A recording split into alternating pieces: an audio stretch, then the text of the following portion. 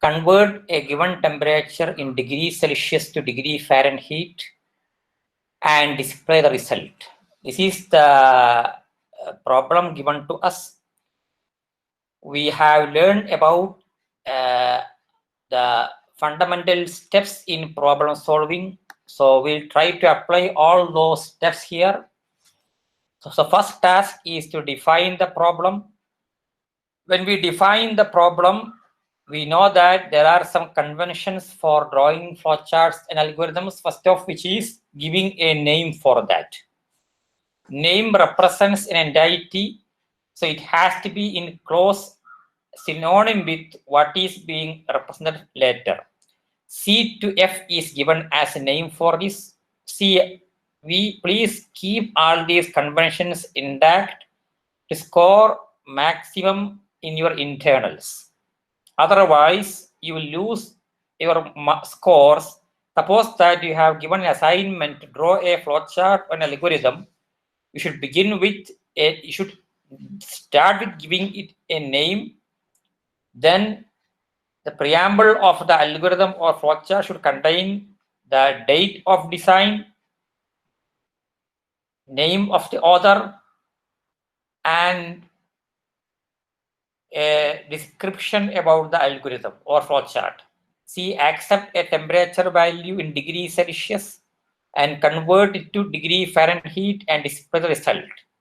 See here, we make the thing very much clear now. As I told you before, directly we cannot run behind to a machine and start typing our code. We have to make clear from which side input will be coming, how the input will be processed. By processing, I mean, should I keep my inputs for later reference? Can I directly calculate and produce a result and forget about that? What type of values will be accepted? And how the result could be produced.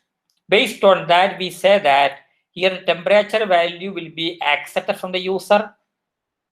User is, we hope that the user is an educated one. So we believe, how we remark it here. Temperature value in degrees Celsius is getting entered, and that will be entered value will be just converted and the result will be pre-printed. We want store our input or output for later use. And this is the agreement we have reached. Second thing was listing the input and output. So you can see that once the problem definition is clearly articulated, input and output requirements will be either hidden or explicit in the problem statement. So here you can see that input and output are explicitly written. See, accept a temperature value in degrees Celsius and output the degree in Fahrenheit. See here, so here you can list that input is a temperature value in degrees Celsius. We also say that C is the name given for that temperature value in our algorithm or flowchart.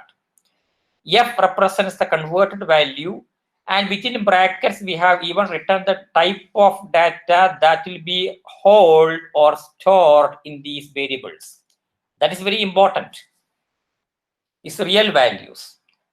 Suppose that we don't mention that, we may run into further complexions, and even our input, it may affect our input also.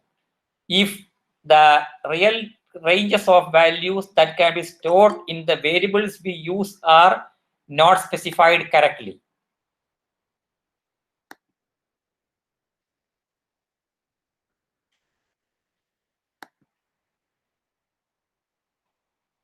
Next is the formulation of a model. Any problem will be having some concrete steps, and how these processing is made, how the conversion will happen in, say, in this case. We will rely upon an established mathematical equation for that, 9 by 5 into C plus 32. This is the equation we have, and this is an accepted equation. We will be just using this equation for our purpose. Then we will describe the steps. We'll write the algorithm as such, and this algorithm we had written on live in the previous class. So we'll initialize our values here. Then input temperature will be received. So here we make an assumption that user is well educated. He will only give correct values. We won't validate C. So if a user values A, program will go wrong because input will not work properly. Expected data won't be captured by the program, and there will be errors in that. So validation, we won't look into this feature now. Our only aim is to demonstrate sequence construct. So validation is not considered here now. C is received. Immediately after receiving C, we do a process. We calculate the value of F. We output both C and F. Then we end the statement. Here we can see that we won't provide any user specific comments like please input your values, output temperature in degree Celsius, degree Fahrenheit. So those fancies can be added when we develop the algorithm as such. If we want, we can add a heading also here, demonstration of say temperature conversion. So all these things we need not add in the flowchart. It can be added in the program code itself. Once these steps are articulated, we have to check the correctness and efficiency. In our course, we'll worry much about correctness, not about efficiency. So whether these steps are correct or not. For this purpose, what we do is a hand execution of the program. Hand execution. Writing the algorithm and or flowchart is not enough. We will have to go through meticulously on each of these steps as a computer does that. Then we should get the expected result. Till then, our code is not correct. C and F. C is a variable, F is a variable. C, this process, C equal to 0 and F equal to 0. C equal to 0 and F equal to 0. So this is initialized. Remember that when we hand execute, we do the process in steps. So all the steps that are discussed, that are specified in the flowchart is to be done by us. So we start the process. While starting, we know that we have now only 3 variables here, that is C and F. We have a third variable called R, but once this result is there, it is obviously it will go back to R. So R is not explicitly listed here. C is there, F is there, C equal to 0, F equal to 0 is implemented. Then input C, value of C is 32. Then we calculate this, C 9 by 5 into C plus 32. 9 by 5 is taken as 1 here into C 32 plus 32 equal to 64. Expected value is 89.6. Can you say what went wrong here? See, we know that we have to implement all these things in C programming language. Whatever might be the programming language, when we play with numbers, they're dividing an integer by integer, multiplying an integer with integer, adding an integer with integer, adding 2 float point values together, adding an integer value and a floating point value. All these are different. Even as far as basic mathematics is concerned, everything is addition. The only thing is that whenever there is a decimal number, rules of addition will change. We will have to accommodate even the fractional parts. That's all. But the basic rules will remain the same. So if I say 1 plus 0.5, if we don't say 1.5, we lose our marks there.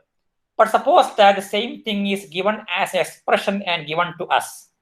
The immediate question we should ask is, in what programming language this will be going to be implemented?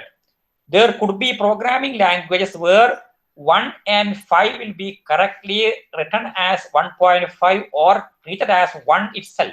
Why? Because when you say plus, the question is it integer addition or mixed mode addition? So when you go for mixed mode addition, one operand will be integer, other operand will be real. When you go for integer addition, two operands will be of same type. Mixed mode means either of one operand will be of both operands will not be of the same data type. So now see we now let us go back to our input and output specifications. We explicitly said that C can hold real values and F can also have real values. But there are intermediate results for here. See, 9 by 5 should be calculated, then it should be multiplied with C, then comes the addition. So there is so even if for us this entire statement is a single statement within the computer system, there is a hierarchy for computation. There is a hierarchy for computation. It computes the first value as per some rules, then the intermediate result will be processed again.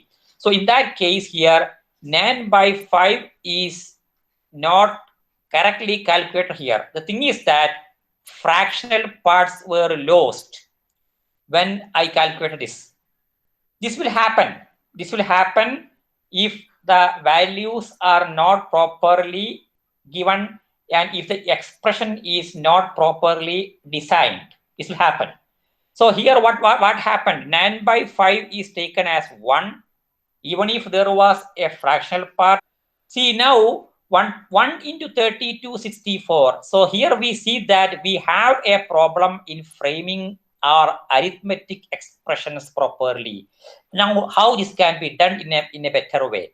See here we have done 9.0 by 5 or even 5.0 into C plus 32.0. See, just the addition of a single decimal point, this expression makes sure that the expected value is the value we get. So this is the care we have to take when we even design algorithms. I repeat that word, design.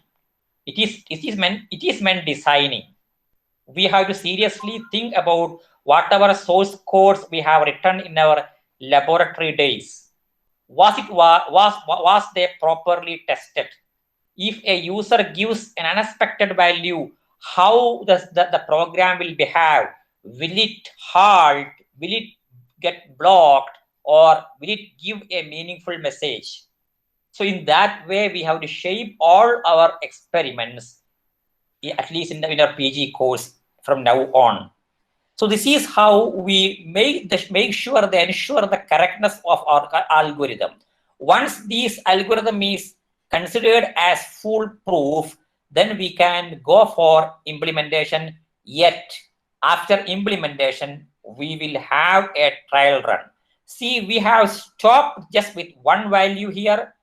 Ideally, we should give values like 0 for C. See, a ranges of values, several positive values, negative values for both. Both ranges will have to be given. Whole numbers will have to be given. Fractional numbers alone will have to be given. So all type of possible values will have to be given for C. Then we should make sure that our program gets the correct value for F. Test data and trial run is very important. Otherwise, it may cause even the life of a person when a life critical application is being running. So this is how the process goes. It is modified after correction, the code. Now the modified thing we can really hand over to a person who implements this with all our steps and descriptions. We need not be there. Our file, when he gets that, he or she can implement it as a good program. See, the design is already being done. So this is an example of sequence construct because we see that here one instruction is being done by the another without any diversions. There is no selection process. There is no iteration process. So it's an example for sequence construction.